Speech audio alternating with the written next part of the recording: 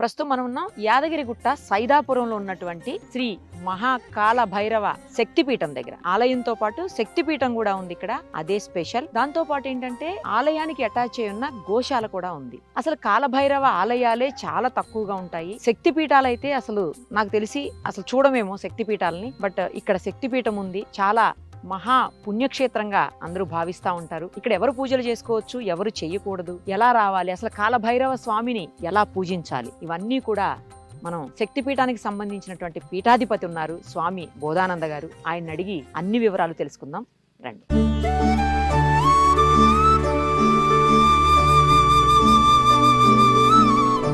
ప్రస్తుతం మనతో పాటు ఉన్నారు శ్రీ మహాకాలభైరవ శక్తిపీఠం పీఠాధిపతి అయినటువంటి శ్రీ బోధానంద స్వామి. ఆయన డాక్టర్ కూడా, అంటే డాక్టరేట్ ఉంది, తర్వాత ఆయుర్వేదంలో మెడిసిన్స్ కూడా ఇస్తారంట. మొత్తం ఆలయానికి సంబంధించిన విశేషాలతో పాటు గోశాలకు సంబంధించినటువంటి విశేషాలు కూడా స్వామిని అడిగి ఇప్పుడు తెలుసుకునే ప్రయత్నం చేద్దాం. స్వామి నమస్తే అండి. స్వామి, మీ ఆలయంలోకి రాగానే అంటే కాలభైరవ స్వామి అంటే నేను విన్నది ఏంటంటే అందరూ రారు, తర్వాత కొంచెం ఉగ్ర రూపం ఉంటుంది ఇలా విన్నాను. బట్ నాకు ఇక్కడికి వచ్చిన తర్వాత ఒక పాజిటివ్ వైబ్స్ వచ్చినాయి తప్పించి ఎక్కడ కూడా అసలు అలాంటి భయం కానీ లేకపోతే అలాంటి ఫీలింగ్ కానీ కలగలేదు. నాకు చాలా ప్రశాంతంగా అనిపించింది. పైగా ప్రశాంతంగా ఉండదు అని చాలా మంది అంటుంటే విన్నాను, బట్ నాకు అలా అనిపించలేదు ఇక్కడికి వచ్చిన తర్వాత. ఒక్కసారి స్వామి గురించి నాకు పూర్తిగా చెప్పండి. కాలభైరవ స్వామి టెంపుల్స్ ఉండేదే చాలా తక్కువ ఉంటాయి, అలాంటిది ఇక్కడ అసలు శక్తిపీఠమే ఉందని చెప్పి తెలిసి నేను మీకు కాల్ చేసి వచ్చాను. యాక్చువల్లీ ఇది ఒకప్పుడు ఒక గ్రామం. ఓకే. ఈ చెరువు లాంటిది ఏదో పక్కన ఉంది కదా, ఆ చెరువు పొంగటం వల్ల ఏదో వరద లాంటిది వచ్చినందువల్ల ఈ గ్రామం మునిగిపోవటం వల్ల పక్క ప్రాంతానికి, ఎత్తు ప్రాంతానికి వెళ్లి గ్రామం స్థాపించుకోవడం జరిగింది. ఈ గ్రామం పేరు సైదాపురమ్మ. యాదగిరిగుట్ట నుంచి 3 కిలోమీటర్స్ దూరంలో ఉంటుంది. నేను ఈ ఆశ్రమాన్ని 2013లో స్థలం కొనుక్కొని ఇక్కడ స్థాపించాను. అప్పుడు కేవలం గోశాల ఉండేది. ఒక సంవత్సరం తర్వాత మేము తినుకరూరు టిట్టే అని తంజావూరు దగ్గర ఒక ప్రాంతంలో ఒక మహాకాల భైరవ ఉపాసకుని దగ్గర, ఉన్మత్త భైరవ ఉపాసకుని దగ్గర చాలా విశేషమైన టెంపుల్ అది. రాత్రి చంద్రుడు ఉదయించిందే ఒక నీటి బొట్టు శివలింగం మీద పడుతుంది. ఉదయం సూర్యుడు ఉదయించిందే ఒక నీటి బొట్టు శివలింగం మీద పడుతుంది. సూర్యచంద్రుడు అభిషేకించే శివాలయం అని టిన్కరూరు టిట్టే అని తంజావూరు నుంచి 4 కిలోమీటర్స్ దాటిన తర్వాత రోడ్డు నుంచి రైట్ సైడ్ లోపలికి వెళ్ళాలి. అలా వెళితే ఆ టెంపుల్కి వెళ్ళినప్పుడు ఆయన నాకు ఒక 17 ఇయర్స్ తీర్థయాత్రకు వెళ్ళాను. ఆయన చిన్నప్పటి నుంచి అమ్మవారు భైరవి భైరవ ఉపాసన, అధర్వణ భద్రకాళి, కాలభైరవ ఉపాసన, ఆ మంత్రాలు ఉన్నాయి మాకు. ఆయన దగ్గర కూడా ఆ మంత్రం తీసుకోవడం జరిగింది, మహాకాల భైరవ మంత్రం తీసుకోవడం జరిగింది. నా ఉపాస్య దైవము ప్రత్యంగిర, భద్రకాళి, కాలభైరవుడు, భైరవి భైరవులు అనుకోండి. ఏ శ్రీచక్రార్చనలోనన్నా అష్టవటుకులుగా అష్టభైరవుల యొక్క అనుగ్రహం లేకుండా ఏ శ్రీ విద్యోపాసకులు కూడా ముందుకు వెళ్ళలేరు అనేది ఒక విధానం మంత్రశాస్త్రంలో, తంత్రశాస్త్రంలో ఉంది. అయితే తాంత్రికంగా చేసేటువంటి విధానాల్లో కొంచెం ఉగ్ర పూజలు ఉండటం వల్ల కొంచెం భయానక వాతావరణం కాలభైరవ దేవాలయాల్లో, కాలభైరవ స్థాపిత పీఠాల్లో ఉండొచ్చు, కానీ మా దగ్గర శాంతి కాముకంగా జరుగుతాయి పూజలన్నీ. అందువల్ల మీకు అట్లాంటి ప్రశాంత వాతావరణం జరిగి ఉండొచ్చు. తర్వాత ఇక్కడ పూర్వం ఈ గ్రామం వేరొక చోటకు తరలించబడడానికి ముందు ఈ గ్రామంలో కాలభైరవుడు ఉన్నారంట. ఇక్కడ కాలభైరవుడు, మల్లన్న అనే దేవుడు ఉన్నారు. ఈ కాలభైరవుడు ఆవిర్భావం అందరికీ తెలిసిందే. శివుడు తన యొక్క ఆది మూలాలని తెలుసుకోమని గర్వంతో విర్రవీగేటువంటి త్రిమూర్తులు మిగతా ఇద్దరిని, బ్రహ్మ విష్ణుదేవుల్ని మేము చూసి వస్తాం అనుకున్నప్పుడు చూడలేకపోయాడు విష్ణువు. చూడకుండానే చూచానని చెప్పాడు బ్రహ్మదేవుడు, అబద్ధం.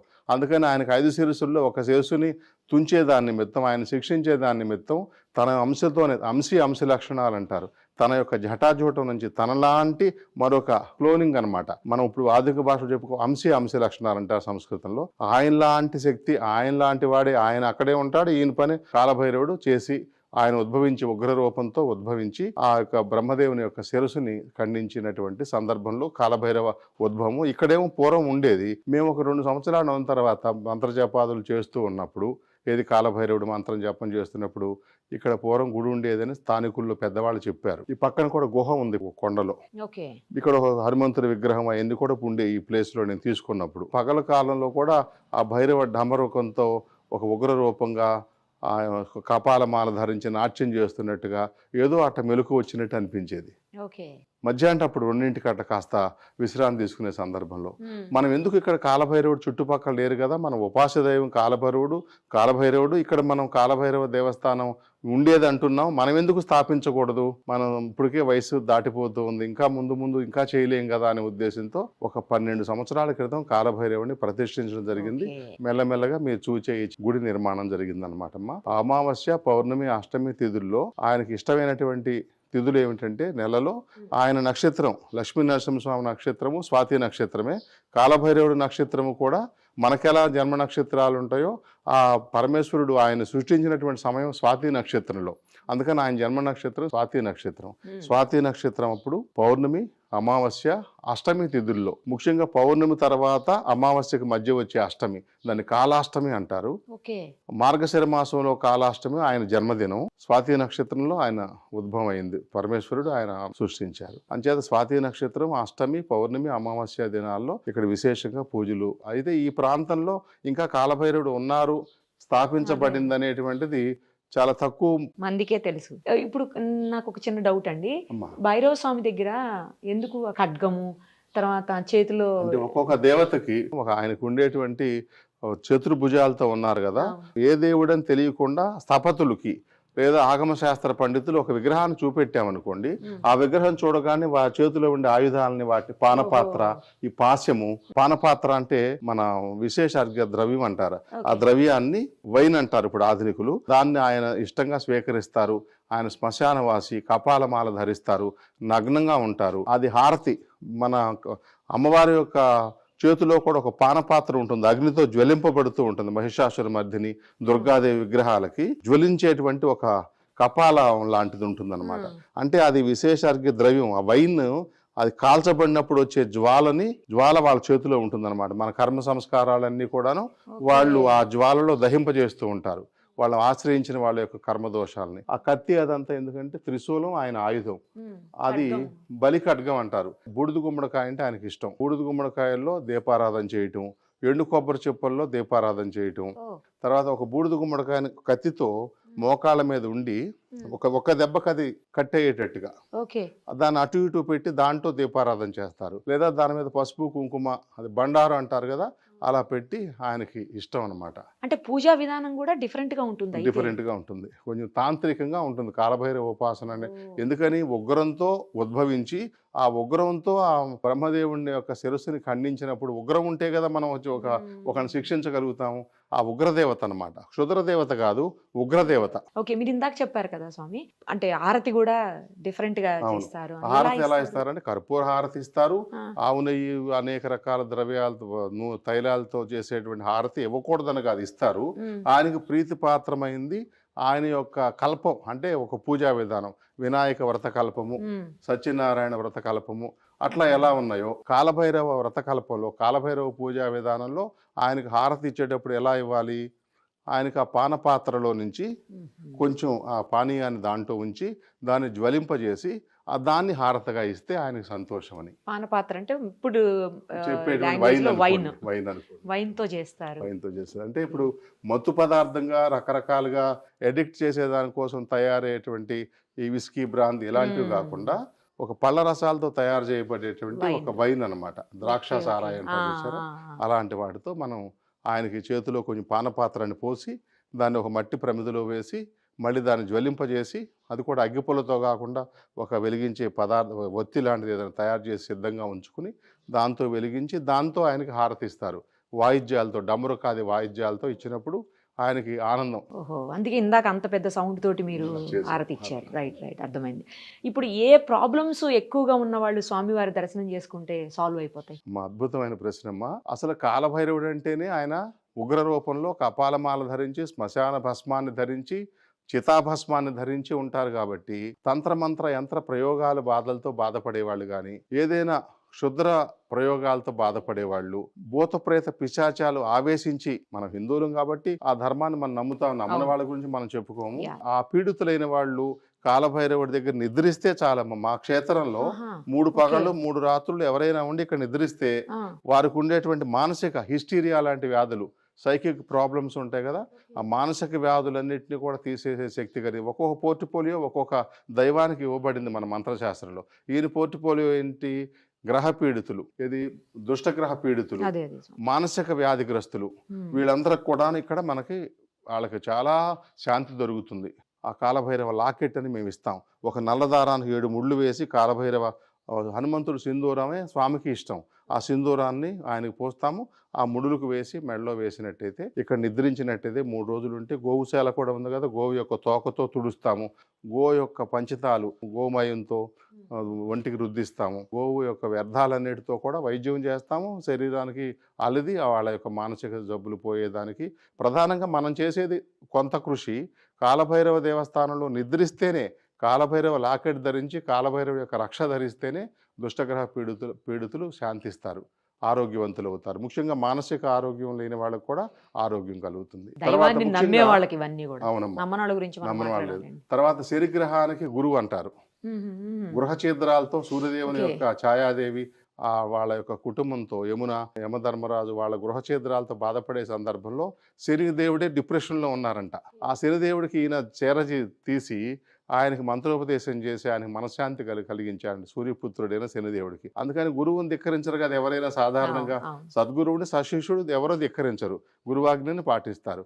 అంచేత శని సంబంధించినటువంటి రాహుగ్రహము, కేతుగ్రహము, కుజగ్రహం, ప్రధానంగా 4 గ్రహాలని శాంతింపజేసే శక్తి కాలభైరవుడికి ఉంటుంది. జాతకంలో ఈ శనిదేవుడి దోషం సాడేసాతి అంటారు కదా, ఏళ్ళనాటి శని, అష్టమ శని, అర్ధాష్టమ శని, కుజుడు గాని గురువు గాని శని గాని చెడు స్థానాల్లో ఉన్నప్పుడు, ఏ గ్రహమైనా చెడు స్థానాలు, ప్రధానంగా రాహువు, కేతువు, కుజ, శనులు దుస్థానాల్లో ఉన్నప్పుడు కష్టాలు పడేటువంటి వాళ్ళు. మనం కాదు, నలదమయంతులు కష్టాలు పడ్డారు సాడేసాతిలో.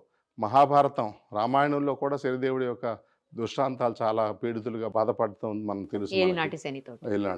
అలాంటి సందర్భాల్లో కూడా 8 ఆకారంలో, ఇప్పుడు ఇక్కడ గర్భగుడి నుంచి ఇలా 8 ఆ హోమగుండం చుట్టూ ఇట్లా 8 ఆకారంలో 8 ప్రదక్షిణాలు యథాశక్తి ఎంత చేయగలిగితే అన్ని ప్రదక్షిణాలు చేసి ఇక్కడ నిద్రించినట్లయితే, ఒక నల్ల వస్త్రంలో బూడిద గుమ్మడికాయ ఇందాక మనం అనుకున్నట్టుగా కట్ చేసి ఆ ప్రమిదల్లాగా ఆ బూడిద గుమ్మడికాయల్లోనే నువ్వుల నూనె పోసి, శుద్ధమైన నువ్వుల నూనె పోసి, ఒక నల్ల కాటన్ వస్త్రంలో నల్ల నువ్వులు, కలర్ వేసిన నువ్వులు కాకుండా సహజమైన నల్ల నువ్వులు కొంచెం రాగి వర్ణంగా ఉంటాయి, ఆ నువ్వులు వేసి దాన్నే ఒత్తిగా మూట కట్టేసి ఇట్లా అది దీపారాధన చేసినట్లయితే, స్వామికి డ్రై ఫ్రూట్స్, ముఖ్యంగా పటిక బెల్లము, మిశ్రి అంటారు కదా, గడ్డలతో నవ్వుబోతు అంటారు, తెల్ల బెల్లం అంటారు, పటిక బెల్లము, ఎండు ఖర్జూరాలు ఇత్యాది డ్రై ఫ్రూట్స్ అన్నీ ఆయనకి ఇష్టం.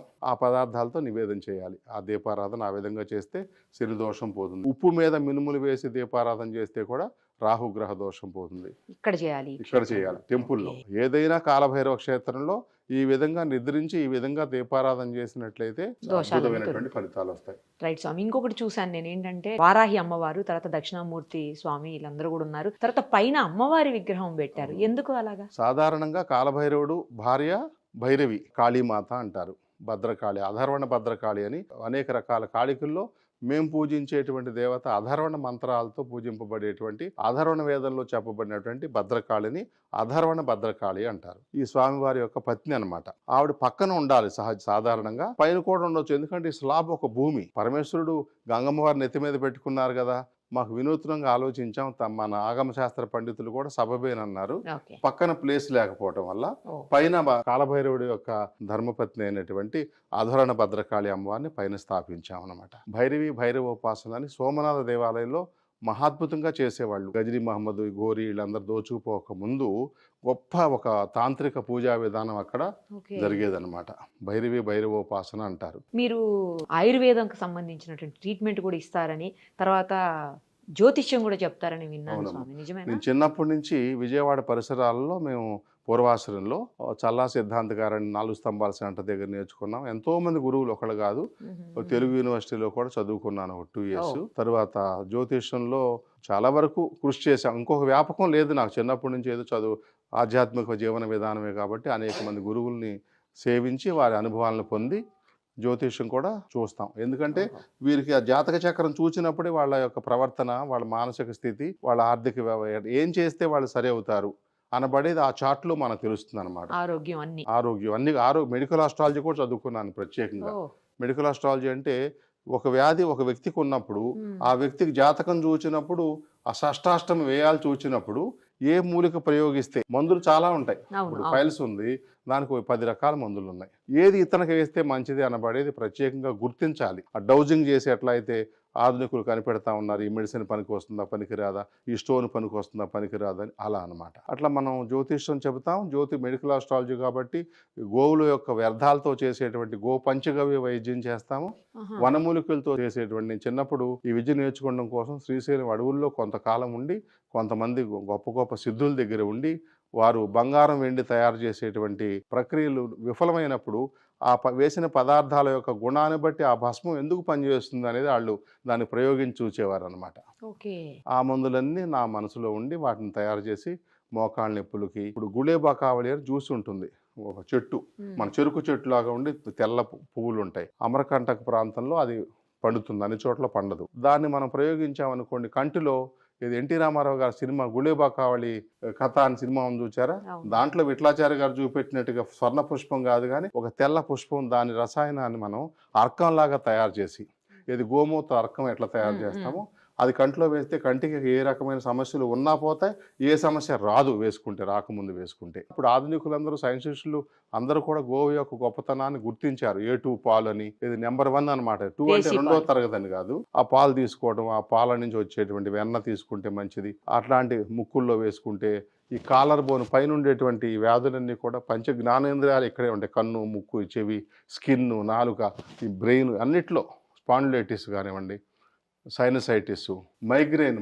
సమస్యతో బాధపడే వాళ్ళకి ఎంతోమందికి నేను స్వచ్ఛమైన సేంద్రియ ఆర్గానిక్ బెల్లం, జాంగ్రీ, దాంట్లో స్వచ్ఛమైనటువంటి ఘీ, ఆవు, సో ఘీ అంటే అర్థం స్వదేశీ ఆవులు మోపురం ఉన్నటువంటి ఆవు పాలు చక్కగా పాలు తోడుపెట్టి చిలికినటువంటి, ఆ పెరుగుని చిలికినటువంటి, ఒక మేగడ తీసి చిలకటం కాదు, పాల మీద మేగడ చిలకటం కాదు, పెరుగుతో పాటుగా ఉన్న మేగడని బాగా చిలికినప్పుడు వచ్చిన వెన్నపూసని, కాచిన నెయ్యిని.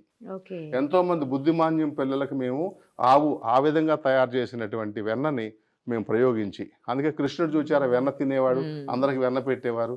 చిన్నపిల్లల యొక్క మానసిక వృద్ధికి, ఆరోగ్యానికి, మానసిక ఆరోగ్యానికి అది అద్భుతమైనటువంటి వెన్న. గోవు యొక్క మూత్రం కూడా గో పంచితం అంటాం కదా, అది కూడా రకరకాల జబ్బులకి మీరు అన్ని రకాలు, ఏ రకమైనటువంటి వాటికైనా సరే. ఎంతో మంది తీవ్రమైన క్రానిక్ డిసీజెస్, వైద్య శాస్త్రం దీనికి మందు లేదనుకునేటువంటి వ్యాధులు కూడా గొప్ప వైద్యం గోవు. మానసిక దుష్టగ్రహ పీడితులకేమో మా కాలభైరవుడు, మా గోశాలేమో ఇట్లాంటి వైద్య విధానాలకి. ఒక్కసారి గోశాలను చూద్దాం. తప్పకుండా అమ్మా, తీసుకువెళ్ళండి.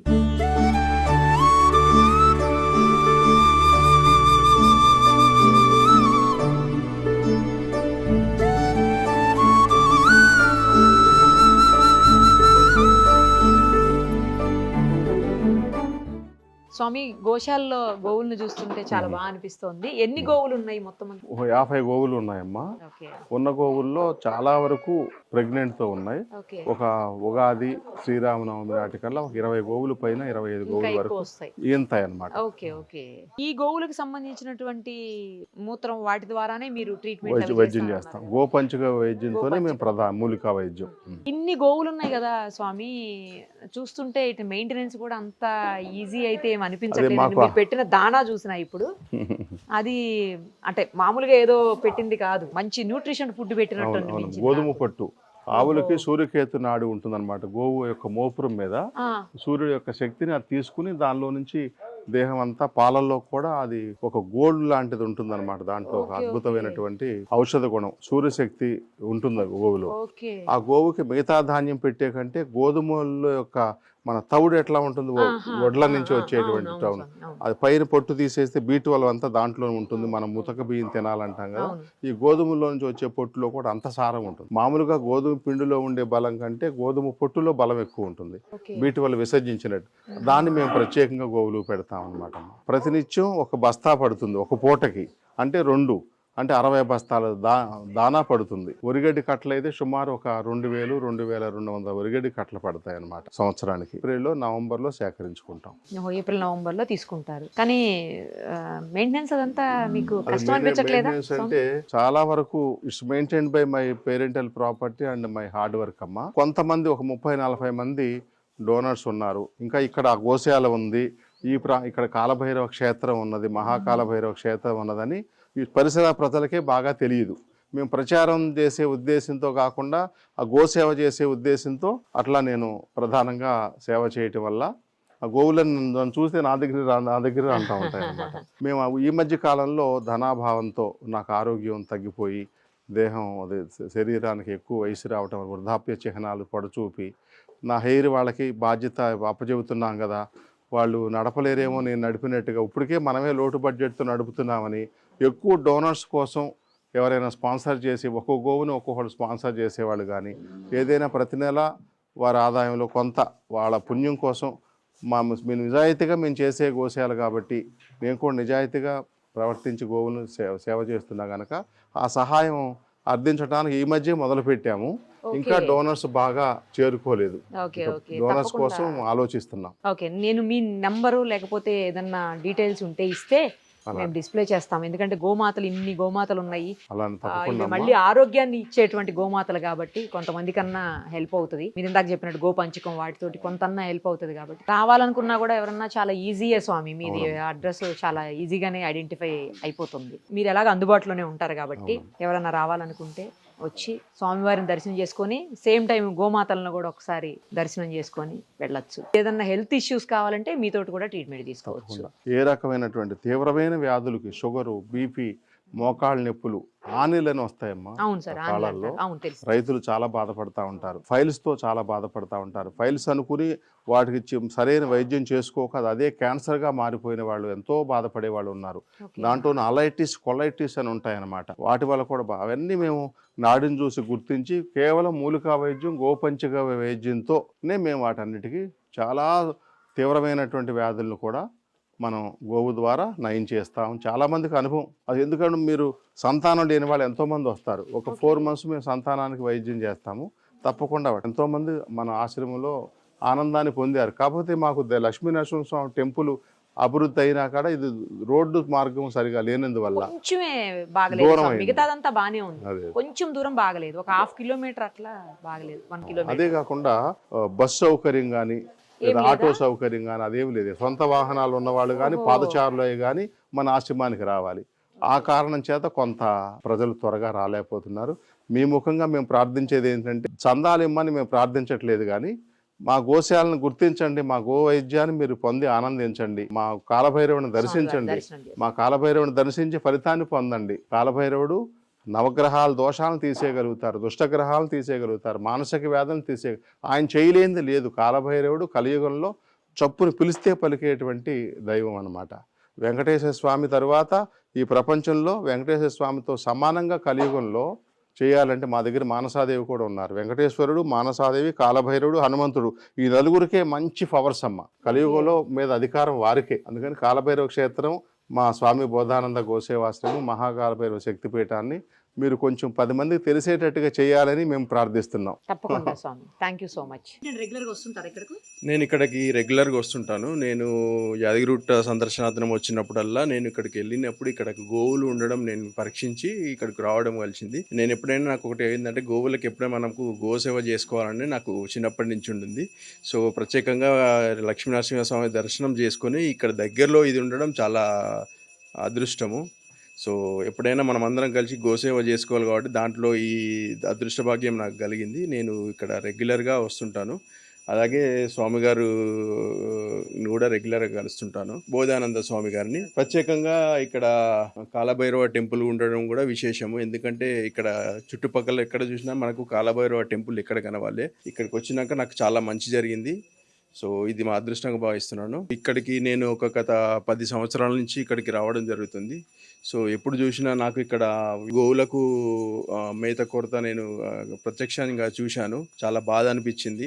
అదే స్వామి గారిని అడిగితే కూడా ఇక్కడ ఫండ్స్ కొంచెం మొబిలైజేషన్ ప్రాబ్లం ఉంది, కరోనా తర్వాత కానీ కరోనా ముందు కానీ. సో ఇది కొంచెం బాధాకరం. అందుకనే ఇక్కడ వచ్చినందుకు నాకు చాలా బాగా అనిపిస్తుంది. ఎవరైనా దాతలు కానీ ఎవరైనా రెగ్యులర్గా స్వామి గారికి వచ్చేసి నాకు తోచినంత సాయం నేను ఖచ్చితంగా చేసిపోతాను. అండ్ స్వామి గారిని రెగ్యులర్గా కలిసి ఇంకెవరైనా ఉంటే కూడా ఇక్కడికి వచ్చి మీ ఎక్స్పీరియన్స్తో, నేను చెప్పడం అని కాకుండా మీరు ఎక్స్పీరియన్స్ వచ్చి చూసి ఈ కాలభైరవ టెంపుల్ని దర్శించుకొని వెళ్ళండి, చాలా బాగుంటుంది. అది మాత్రం మాకు గోసేవ చేసుకునే భాగ్యం కూడా కదులుతుంది. సో ఎవరైనా దాతలు ఉంటే కూడా వచ్చి విజిట్ చేసి మీ చేతనైన సహాయం చేస్తే బాగుంటుందని నా అభ్యర్థన.